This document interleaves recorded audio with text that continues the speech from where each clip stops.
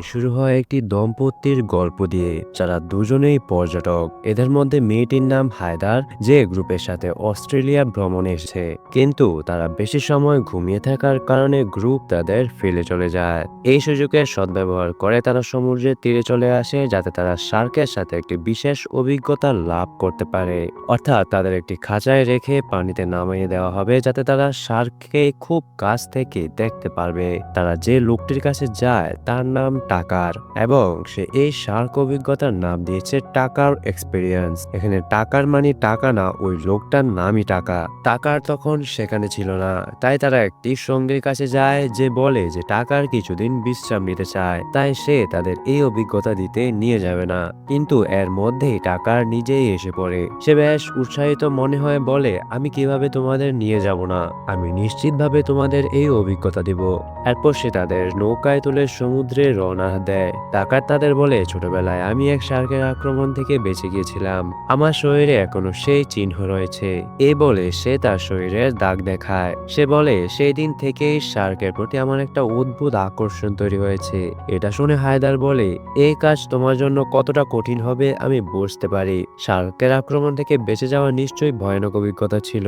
তুমি তাদের মাঝে কাজ করছো, যেখানে অন্য কেউ হলে সমুদ্রের দিকে তাকাতো না। টাকার বলে, না না, এতে শার্কের কোনো দোষ নেই। এরপর সে সমুদ্রে রক্ত ফেলে দেয় এবং তাদের খাঁচায় রেখে পানিতে নামিয়ে দেয়। এতে অনেক শার্ক তাদের চারপাশে চলে আসে এবং এটাই ছিল তাদের শার্কের সাথে অভিজ্ঞতা। তারা শার্ককে এত কাছ থেকে দেখে খুব উপভোগ করে। তারা এটাও জানতে পারে যে যতক্ষণ মানুষ ভয় পায় না বা ছটফট করে না, শার্কও রেগে যায় না বা আক্রমণ করে না।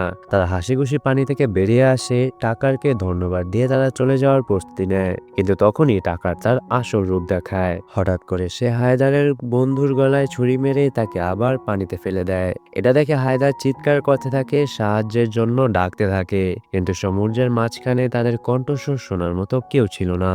এবং এখন টাকার হায়দারের দিকে শয়তানি হাসি নিয়ে তাকাতে থাকে। তার সাথে টাকার কি করলো তা এখনো দেখানো হয় না এবং দৃশ্য বদলে যায়। এবার আমরা একটা আমেরিকান মেয়েকে দেখি যে এই গল্পের মূল চরিত্র। তার নাম জাফার। সে সমুদ্রে সার্ফিং করে এবং সমুদ্রের ঢেউয়ে সার্ফবোর্ড নিয়ে ছুটে চলে। এরপর সে পাশের গ্যাস স্টেশনে যায় যেখানে একটি ছেলের সাথে দেখা হয় যে একজন এজেন্ট। তার গাড়ি স্টার্ট হচ্ছিল না, তাই তাকে সাহায্যর প্রয়োজন ছিল। জাফারের কাছে একটি বড় ক্যাম্পার ভ্যান ছিল যেখানে সে থাকতো, কিন্তু তবুও সে ছেলেটির সাহায্য করতে রাজি ছিল না, কারণ সে মানুষের থেকে দূরে থাকতে পছন্দ করে। কিন্তু ছেলেটি বারবার জেদ করায় জাফার বাধ্য হয় তার সাহায্য করতে। সে তাকে তার ভ্যানে তুলে লিফট দেওয়ার জন্য নিয়ে যায়। এই সময় তাদের মধ্যে এত কথা হয় যে তারা একে অপরকে পছন্দ করতে শুরু করে। তাদের বন্ধুত্ব হয় কারণ দুজনেই সার্ফিং খুব পছন্দ করে। তারা আরো সময় একসাথে কাটাতে চায়, তাই তারা ছেলেটির বাড়ির বাইরে ভ্যানেই থেকে যায় এবং ভালো সময় কাটায়। এর মধ্যে জাফারের বন্ধু তার সার্ফবোর্ডের ফিন ফেলে দেয়, যার সার্ফবোর্ডে লাগানোর জন্য ব্যবহৃত হয়। এখন জাফারের বন্ধু এই সম্পর্কের ব্যাপারে একদম সিরিয়াস হয়ে গেছে।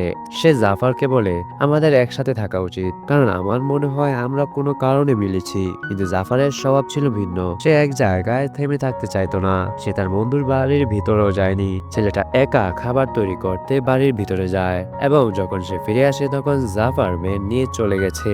এতে ছেলেটির মন ভেঙে যায়, যদিও সে তখনও তাকে মনে করছিল। জাফার সোজা সমুদ্রের তীরে যায় সার্ফিং করতে। এখন তাকে সার্ফবোর্ডে পিন লাগাতে হবে, কিন্তু ফিন তো তার বন্ধু ফেলে দিয়েছে। তাই সে পাশে দাঁড়ানো একটি ট্রাকে ফিন খুঁজতে শুরু করে। যে ট্রাকটি ছিল টাকার পিছন থেকে এসে পড়ে এবং সে ফিন দিয়ে দেয়, কিন্তু কথায় কথায় জাফরের কাছ থেকে গুরুত্বপূর্ণ তথ্য বের করার চেষ্টা করে, যেমন সে একা কিনা বা কারোর সাথে আছে কিনা, কারণ এরপরই সে তার পরবর্তী পদক্ষেপ নেবে। যেমন সে হায়দার ও তার বন্ধুর কাছ থেকে জেনেছিল যে তাদের গ্রুপ তাদের ফেলে চলে গেছে, কিন্তু জাফার তার কথার সঠিক উত্তর দেয় না। তাই টাকা রেগে গিয়ে তার ট্রাক নিয়ে যেখান থেকে চলে যায়। তখন জাফারের কাছে তার সেই বন্ধুর মেসেজ আসে যে বলেছিল আমরা মিলেছি। জাফারও তাকে ডাকতে চেয়েছিল, কিন্তু তার মনের কথা চেপে সে মানা করে দেয় এবং এটাই ছিল তার সবচেয়ে বড় ভুল, কারণ তখনই পিছন থেকে টাকার এসে তাকে ধরে ফেলে এবং অজ্ঞান করে তার সাথে নিয়ে যায়। সে জাফারকে গাড়িতে রেখেছিল। অনেকটা পথ পাড়ি দেওয়ার পর সে তাকে নৌকায় তুলে সমুদ্রে নিয়ে চলে যায়। পরের সকালে জাফরের বন্ধু সেখানে পৌঁছে যায়, কিন্তু জাফরকে কোথাও দেখতে পাওয়া যায় না, শুধু তার ভ্যান দাঁড়িয়ে আছে। সে জাফরের নম্বরে ফোন করে, তখন রিং ভ্যানের ভিতর থেকে আসে।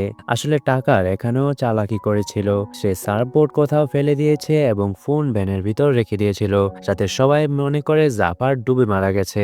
ইতিমধ্যে জাফর তখন গান ফিরে পায়। সে নিজেকে নৌকার নিচের একটা রুমে আবিষ্কার করে। তার মুখে ব্যান্ডেজ এবং হাত বেডের সাথে বাঁধা ছিল।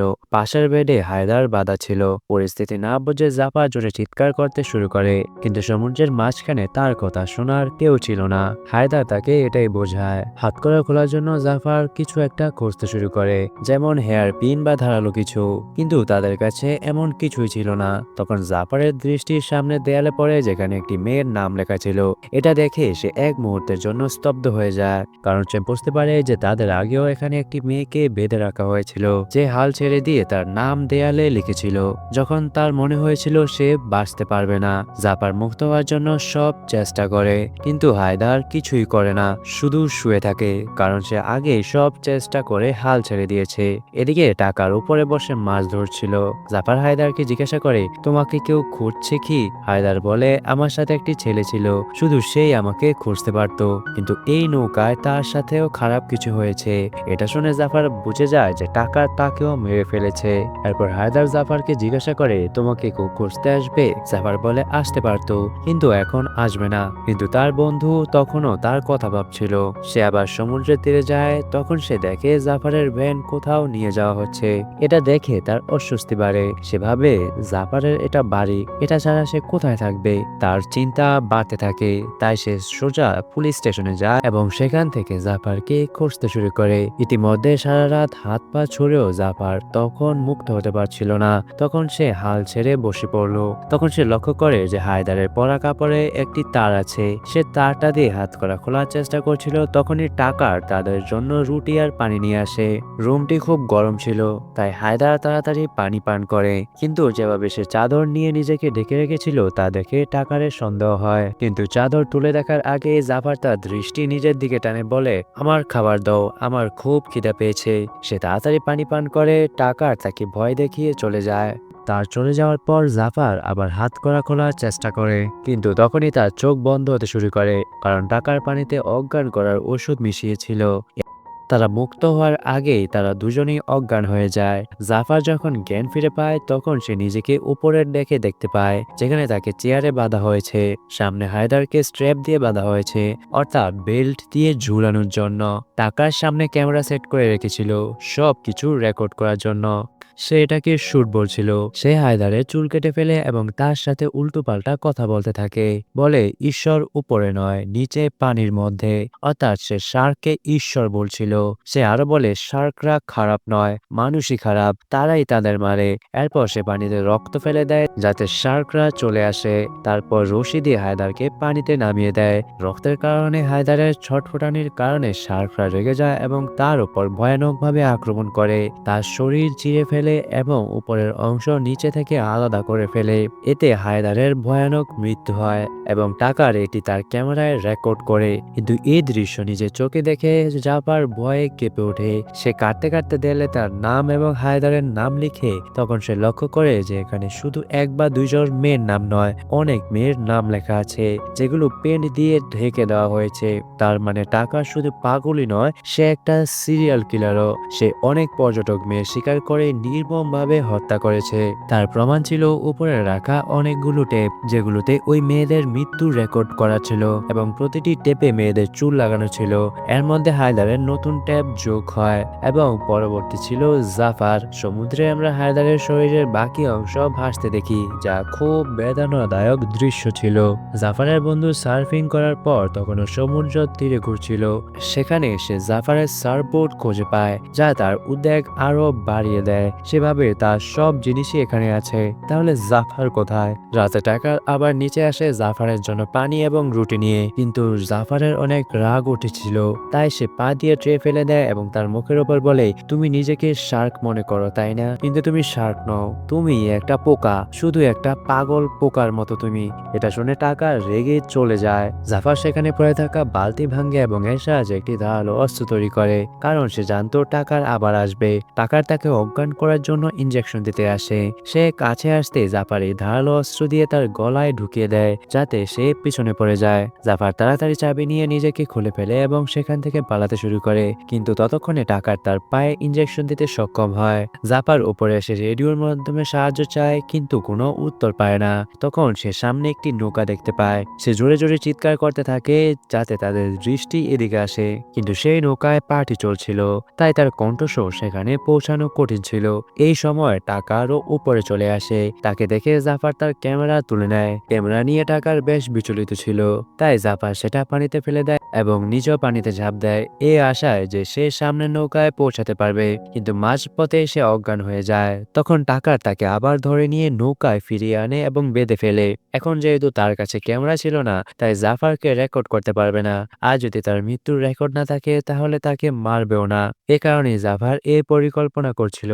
তাই টাকার নতুন ক্যামেরা আনতে তীরে ফিরে যায়। জাফরকে নৌকায় বেঁধে রেখে সে ট্রাক নিয়ে চলে যায়। এদিকে পুলিশও জাফরকে খুঁজতে ব্যস্ত ছিল, কিন্তু তার বন্ধু তখনও শান্ত হতে পারেনি। তাই সে গাড়িতে বসে পার্কিং এর সিসিটিভি ফুটেজ দেখতে শুরু করে। সেখানে সে জাফরের ভ্যানের পাশে ট্রাকটা দেখতে পায়। ট্রাকের ওপর টাকার এক্সপিরিয়েন্স লোগো দেখে সে খোঁজ করে এবং সঠিক ঠিকানা বের করে অবশেষে ওই নৌকায় পৌঁছে যায়। ভেতরে ঢুকতে সে নিচ থেকে জাফরের চিৎকার শুনতে পায়, তাই সে তাড়াতাড়ি দরজা ভেঙে ভিতরে ঢুকিয়ে জাফরের কাছে পৌঁছায়। জাফর তাকে দেখে খুশি হয়, পাশাপাশি অবাক হয় যে কোনো সূত্র ছাড়াই সে কিভাবে তার কাছে পৌঁছালো, যদিও এটা অসম্ভব ছিল, বিশেষ করে যখন তাকে সে ফেলে চলে গিয়েছিল এবং তার সম্পর্কে কিছুই জানতো না। কিন্তু তার বন্ধু যা বলেছিল তা সত্যি হয়ে গিয়েছিল যে তারা কোনো বিশেষ উদ্দেশ্যে মিলেছে। জাফর তাকে বলে তাড়াতাড়ি উপরে গিয়ে কিছু নিয়ে আসো যাতে আমি মুক্ত হতে পারি এবং তাড়াতাড়ি পুলিশকে ফোন করো। তার বন্ধু ফোন করতে উপরে যায়, কিন্তু দুর্ভাগ্যবশত টাকার সেখানে এসে তাকে ধরে ফেলে। পুলিশকে কল দিতে পারলেও সে কিছু বলার আগে টাকার তার ফোন ভেঙে ফেলে, তারপর তাকে মেরে আহত করে। কিন্তু জাফরের বন্ধু তার উপর হামলা করে এবং গলা টিপে তাকে মেরে ফেলতে যায়। তখনই টাকারের সঙ্গী এসে তাকে হামলা করে, কারণ সে জানতো না টাকার কতটা খারাপ মানুষ এবং সে কি করে। জাফরকে চিৎকার করতে দেখে তখন সে সব বুঝতে পারে ততক্ষণে অনেক দেরি হয়ে গেছে। টাকার তার মাথায় হুক ঢুকিয়ে দেয় যাতে তার মৃত্যু হয়। টাকার ভাবে তীরে থাকা ঠিক হবে না, তাই সে নৌকা নিয়ে একটা নির্জন দ্বীপে যাওয়ার জন্য রওনা দেয় এবং জাফরের বন্ধুকে জাফরের পাশে বেডে বেঁধে রাখে। জাফরের বন্ধু তার মনের কথা বলতে যাচ্ছিল তখনই টাকার এসে তাদের দুজনকে উপরে নিয়ে আসে, কারণ সে সিদ্ধান্ত নিয়েছিল যে তাদের মধ্যে একজনকে মেরে সেদিনই রেকর্ড করতে হবে। সে তার সঙ্গীর লাশ পানিতে ফেলে দেয় যাতে শার্করা চলে আসে। তারপর রশি দিয়ে জাফরের বন্ধুকে পানিতে নিচে নামিয়ে দেয়। যদিও শার্করা তার খুব কাছে ছিল তবু তারা তার কিছু করতে পারেনি, কারণ সে জাফরের কথা মেনে একদম ভয় পায়নি, একদম শান্ত ছিল। যদি সে ভয় পেত বা ছটফট করত তাহলে আক্রমণ হতে পারত। যেহেতু সে ঠিক ছিল তাই টাকার তাকে বের করে নৌকায় ফিরিয়ে আনে এবং অন্য উপায় চেষ্টা করে। এবার সে জাফরের বন্ধুর শরীরে অনেকগুলা কাটা করে এবং তাকে পানিতে ছেড়ে দেয়। এখন তার বাঁচার সম্ভাবনা খুবই কম, কিন্তু তখন টাকারের দৃষ্টি সেখানে আসা একটি হেলিকপ্টারের দিকে যায় যা জাফরকে খুঁজছিল। তাই সে তাদের দুজনকে আবার নিচে নিয়ে গিয়ে বেঁধে রাখে। শার্ক থেকে তার বন্ধুর প্রাণ বেঁচে গেল। তার অবস্থা খুব খারাপ ছিল, রক্তক্ষরণের কারণে তার মৃত্যু হতে পারত। তার অবস্থা দেখে জাফর হাতকড়া থেকে বের হওয়ার অনেক চেষ্টা করে, কিন্তু কোনো লাভ হয় না। তখন সে আর কিছু না ভেবে তার বুড়ো আঙুল ভেঙে ফেলে যাতে হাত বের করতে পারে, কিন্তু তবু হাত বের হয় না। তখন সে আরো ভয়ানক কিছু করে, তার দাঁত দিয়ে বুড়ো আঙুলের বাকি অংশ আলাদা করে ফেলে। যদিও এতে খুব কষ্ট হয়েছিল তবুও সে অবশেষে মুক্ত হতে পারে। তখনই টাকার তাকে অজ্ঞান করতে আসে, কিন্তু জাফর তাকে চকমা দিয়ে রুম থেকে বের হয়ে যায় এবং তাকে ভিতর থেকে লক করে দেয়। কিন্তু টাকার খুব চালাক ছিল, তার বের হওয়ার আরেকটি পথ জানা ছিল। উপরে এসে জাফর নৌকা স্টার্ট করে, কিন্তু টাকার রুম থেকে বেরিয়ে পুরো সিস্টেম বন্ধ করে দেয়। এখন আর কোনো উপায় না থাকায় জাফর তার সাথে লড়াই শুরু করে। অনেকক্ষণ লড়াইয়ের পর পানিতে ঝাঁপ দেয় সামনের দ্বীপে যাওয়ার জন্য, যেখানে একটি বিয়ের অনুষ্ঠান চলছিল। কিন্তু তার জন্য বিপদ ছিল অনেক, কারণ তার হাত থেকে রক্ত পড়ছিল এবং পানিতে শার্করা ছিল এবং পিছন থেকে ছোট নৌকা নিয়ে টাকারও আসছিল। তবুও সে পুরো শক্তি দিয়ে পানি থেকে বেরিয়ে দ্বীপে পৌঁছে যায়, কিন্তু কিছু করার আগে টাকার পিছন থেকে এসে তাকে ধরে ফেলে এবং আবার অজ্ঞান করে নৌকায় নিয়ে যায়। টাকার বুঝতে পেরেছিল যে জাফর একটা বিপদ, তাই এবার সে তার বন্ধুকে চেয়ারে বসিয়ে জাফরকে স্ট্র্যাপ দিয়ে ঝুলিয়ে দেয়। তখন সেখানে একটি বড় সাদা শার্ক আসে, যার কারণে অন্য শার্করা চলে আসে। আজকে তার শো অনেক বড় হতে চলেছিল, যা দেখে সে খুব খুশি হয় এবং অবাক হয়, কারণ ছোটবেলায় তার উপরও একটি সাদা শার্ক আক্রমণ করেছিল। সে সময় নষ্ট না করে জাফরকে পানিতে নামিয়ে দেয়, কিন্তু জাফর শান্ত ছিল তাই তখনও বেঁচে ছিল। তখন টাকার একটি বর্শা দিয়ে শার্ককে উত্তেজিত করার চেষ্টা করে তখন বর্ষাটি ভুল করে জাফারের কাছে চলে যায় এবং সে মুক্ত হয়ে পানিতে চলে যায়। সেখানে সে সাদা শার্ককে খুব কাছ থেকে দেখে। শার্ক তার কাছে আসে কিন্তু কোনো ক্ষতি না করেই চলে যায়। যদিও তার হাত থেকে রক্ত পড়ছিল তবুও জাফার লক্ষ্য করে যে শার্কের শরীরেও একটি কাটার দাগ রয়েছে। এর মানে এই শার্কও একটি সার্ভাইভার। তারা কোনো প্রাণী সার্ভাইভার না, মানুষের সার্ভাইভার। এই কারণে এই সিনেমা মানুষকে বিপজ্জনক প্রাণী বলা হয়েছে, যারা নির্মমভাবে প্রাণীদের মেরে ফেলে, এমনকি তারা মানুষের কোনো ক্ষতি না করলেও তাদেরকে মেরে ফেলা হয়। এটা দেখে জাফার আবার সাহস পায় এবং নৌকায় উঠে যায়। সে বর্ষা দিয়ে টাকারের উপর হামলা করে যাতে সে পানিতে পড়ে যায়। তখন শার্ক তাকে মুখে ধরে নিয়ে যায় এবং নির্মমভাবে খেতে শুরু করে। তার ভয়ানক মৃত্যু হয় এবং এবারের সবচেয়ে ভালো টেপটি টাকারের নিজেরই হয়, একদম নিখুঁত, এবং এর মধ্যে জাফারও পানিতে পড়ে যায়। এটা দেখে তার বন্ধু খুব চিন্তিত হয়, কারণ তার মনে হয়েছিল সেও মারা যাবে। সে খুব দুঃখিত ছিল, কিন্তু জাফার কোনো রকমে আবার বেরিয়ে আসে এবং তার বন্ধুকে সামলায়, কারণ সে খুব সাহসী মেয়ে। জাফার ফ্লেয়ার জ্বালিয়ে পাশ দিয়ে যাওয়া নৌকাকে ডাকে, যারা ভাগ্যক্রমে তাকে দেখে ফেলে এবং সাহায্যের জন্য আসতে শুরু করে। এভাবে তার সাহসের কারণে জাফার নিজের এবং তার বন্ধুর প্রাণ বাঁচায় এবং এর সাথে এই সিনেমার গল্প এখানেই শেষ হয়।